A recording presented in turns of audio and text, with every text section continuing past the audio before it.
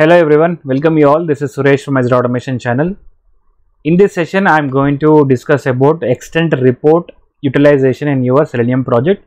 In the last session, we have seen the introduction towards the extent report and what are the different elements, classes, methods available in our extent report. We have discussed in that session.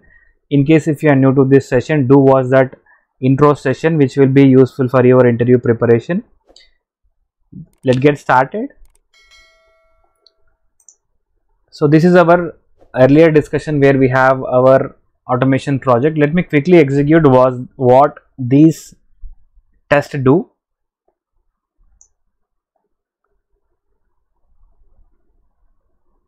Now you can see it has opened a browser. It is launching Google. Then after it will navigating to Gmail, sign in. So this is what it does. Now we wanted to integrate all our extent report. So why we need extent report? Because this report is in a console. You can understand what happening in your automation execution, but you wanted to provide your complete metrics to your project manager or product owner. They wanted to understand what does this automation project is doing and what are the different things that you are capturing when test case is getting passed, when test case is getting skipped, when test case is getting failed. So what are things that we do? So everything we need to make them understand what we are doing. So for that, this is one of the beautiful extent report, and in market we have different reports, but this extent report has a beautiful UI where you can capture entire information in your automation stuff what you are doing. Now in the existing project, and before we proceed further, we need a dependency to be added here. So this is the dependencies I am using: TestNG, Selenium Java, WebDriver Manager API, and extent report. In case if you wanted to search this extent report where it is, so go to your any browser, type for MVN repository and go to this first link which is MVN repository, and here in the search type the extent reports and you do a quick search and you will see extent report for Selenium. You can click on this, and this is the latest version which is a 2.41.2.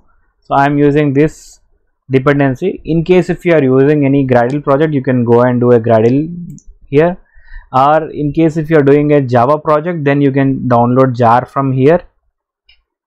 So basically most of we will be using the Maven dependencies, right? So you can utilize this Maven dependency and copy paste in your pom.xml. That will create your extent report in a Maven dependencies. You need to go to this Maven dependencies, and here in this you will find a extent report jar. So basically doing this dependency will be enough, and in case some projects is using a Java project, then you can use a jar and you can right click onto the project and go to the build path and add this jar in that location. So here you can see this is the extent report jar which is a 2.41.2. Now let me go to our project here. Now we have everything here set. So I want extent report. So to get extent report, we need to call that extent report. To call that extent,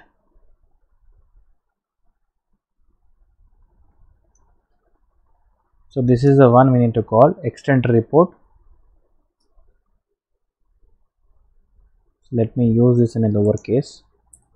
So this is the reference of extent report, and one more we need extent test, right? This is the extent test, we need to use this, and for this I will use test, right? And I will make them as static for now because we wanted to use them across, right?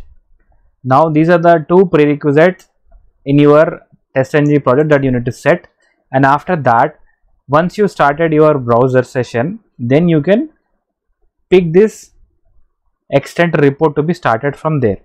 So for now what I will do, after my browser is initiated, then it is getting maximized, then I will use this extent report to be called out. Maybe you can do it in the earlier also, but mostly we will be doing in this session. So for that I am using report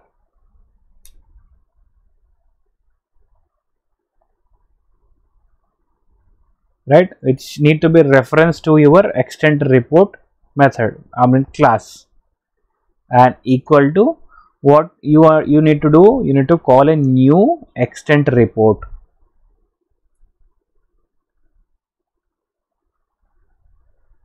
Extend report, and you need to set a method which is accepting your file path and also the boolean which will replace the existing. So for that you need to select the second one, which is we need to provide our location of our report, and we need to provide a boolean value which is true or false. For now I will set true, and we need to provide a path, right? So to provide a path you need to create a report folder. In my project I have already report folder here. Under that I will create a new file. So my file will be report.html.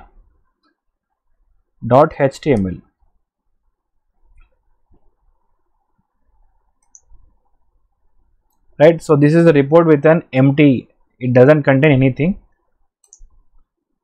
So I will capture this absolute path from here, going to the properties, and copy this absolute path, and I will put it here. And you, even if you can use the other way of locating the location by using a system.set property, and you can use a user directory, then append this path. But for easier to convey to all the basic level and to the advanced level, I am using the absolute path here, because few people doesn't understand if I give system.set property and user directory and plus appending this location of your extend report. So this will be an easy enough to understand everyone. Now we have created our location of our extend report where we wanted to log those information. Then after we have a test here. So using this test we will be calling a reporter. So report dot, we need to start our execution, right? We need to provide start. So I'm using a start test with a string parameter, so which I will say extend report demo. So do note this title, I will show you where you will see this title. So this is a prerequisite we need to set in our before test. Then after, in your after test what you need to do, you need to flush the report, entire report, and you need to place it in your HTML location. For that you need to use this report reference of your extend report, then report dot end test, and you need to provide location of pointing to the extend test. So extend test reference is a test, right? So it will stop the extend report from there. And then after you need to report dot flush. So this flush reference to whatever earlier captured logs are there, that will be completely erased, and this new logs will be placed in that location. If you keep the boolean value as true in your extend report location, if you keep the false, then it will capture previous one and also the current one, and it will display both at a time. I will show you that part also. Now in the test section, so I wanted to say my test case is getting started. So how I need to convey my test case is started, I need to provide some information, right? To provide some information, we need to use the extend test reference, which is a test dot log, and here you need to provide log status dot. So what kind of information that you are providing here? You wanted to say that my test case is getting started. For that you can use the info log here, and here you need to provide the string argument, which is test case validate title is started. So this you can provide as your information, and then after you need to capture the whatever test it is performing, and you need to capture the results of it. Now you are validating a title, right? First you need to capture the title and you need to put it in your extent report. For that you can say test.log, again log status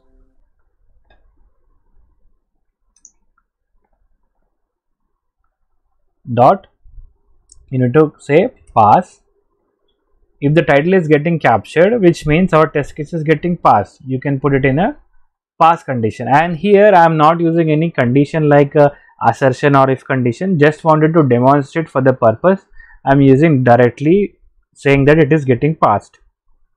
Now again for the next test case you can utilize the same thing here. You can call this and you can put it here, and you can say test case Gmail navigation is started. You can say like this, and at this step I can do a warning sign saying that some warning here. So I will capture the same here and I will put it a warning here, right? So warning saying that user is redirecting to sign in. So let's say something warning, I don't want to say that user is going into the sign in, that's create a warning, but just wanted to convey that we are giving a warning for some particular condition. Sign in. So this I wanted to publish in a warning sign. Then after user landing to a sign in page, I need to again make the test case as pass. So for that I will again call the title attribute here. So I will use this title attribute, I will copy that location, right? So this is how you will enter all the logs and you will capture all the information. And if you wanted to separate them, just use a tab here. So this is a best practice, I use tabs here. Generally I will use the 2 tabs so that this will go further. My actual condition or test steps that I am going to use will be clearly identified, right? You can see this is a actual code that I am using. These are a test log. Just for a best practice, just use a 2 tabs here so that it will go little away from your execution steps, right? Now let me quickly save this, and you understand, right, all the steps that we have performed. So we have created references for extent report and extent test, and we are calling those reference to actual values, which is a file path for extent report, and making it true so that earlier captured report will be overridden. And you have a test extent test to be calling your extent report, and which is a start test, and then after you are providing in after test, which is an end test, and you are flushing all the report, and you are providing some logs, which is info log, pass log, and these are all the information. I will add one more quick test so that it will be easier to identify different things. So let me quickly do it.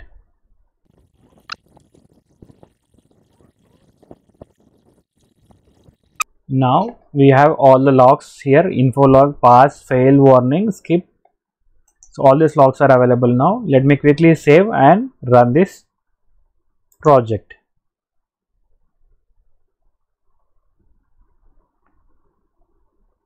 It has started the execution.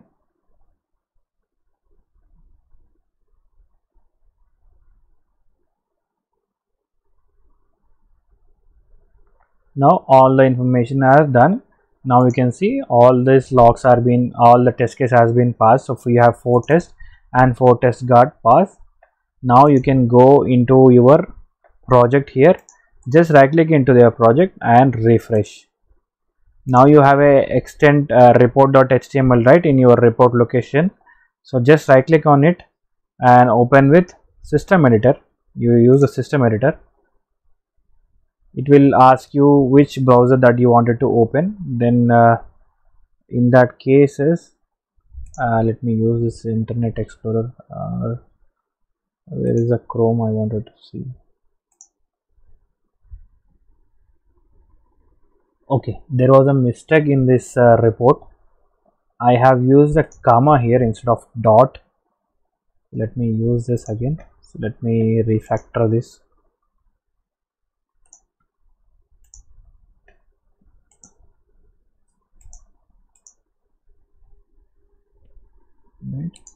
So that is the reason it is not providing you the clear extensions. So we will rerun again as it's set to true. So you can rerun again.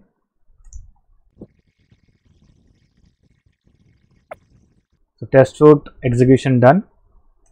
Now go into your project, right click, refresh, and go to this report.html, go to open with, go to system editor. Now you can see here all the logs which we have captured, those are displaying here based on we given for the logs. So initially we have given test case, which is a Gmail test, which is a method, right? So it says started, then after user is navigating to sign in, then after we have captured the title of that page, then we have said validate title is started, then we have captured the title of the page, and we have added some tests, right? Some fail tests, some skip tests. So these are the symbols of this info log, warning log, when it is passed, when it is failed, when it is skipped. So this is an logging of suite level. In case if you wanted to see the graphical UI, then you can go to this section, which is a graph kind of icon here. So you can click on this, you can see this reports here. So this is how we capture all the information here, and it will display like this. And in this report you can see time taken for current run, so how much time that is taken for current run, and start, when it started, when it ended. And you can see test view, currently it is viewing the failed one. You can change the view to different things from these 3 dots, and you can see steps views, how many steps are being performed, what is the steps graphical representation for pass, fail, skip, and warning. And the system information, that basically username, system, which is OS that you are using, desktop information, and Java version, those information will be displayed here. And in case if you wanted to change this UI, which is a light to dark, you can go here in the monitor icon and click here, it will change it to the dark color. So basically it's a theme of UI. And you can click here and you can see the pass, fail count and info count, failure count. So all these counts you can see here, and this will be easier for project manager or product owner to understand what we are going to do in your automation. And here in this section you have seen that extend report demo. So we have given a title, right, for our start test. So those title will be added here. And info log, you can see all this information, timestamp and details here. And you can filter them using these icons here. So if you wanted to filter, you can go and click this icon, info icon, pass and fail. So all this information, you can click on each and every icon, you can see those informations. And now I wanted to change the execution of my extend report, which is set it to true. I will set it to false. False means which will not clear the earlier created report, which is here. This is the earlier created report. This will not be gone away. So this will be stayed there, and the new report will be appended to here again. Let me again rerun.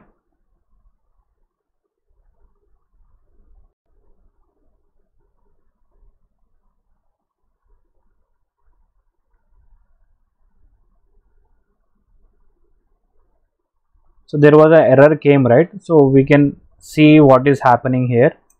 So let's go and refresh our project and again open the report.html with system editor. Now you can see there were 2 logs captured here. One, there is an unknown thing happened, so that is the reason it says unknown. So our test case execution got terminated. In that cases, this will be updated in that location. So let me again give a try, one more try.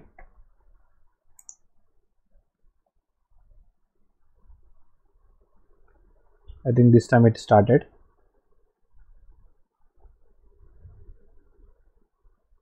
Until unless you carry your extend report and boolean value as false, all the reports execution which is happen previous one, all those will be captured in your report location.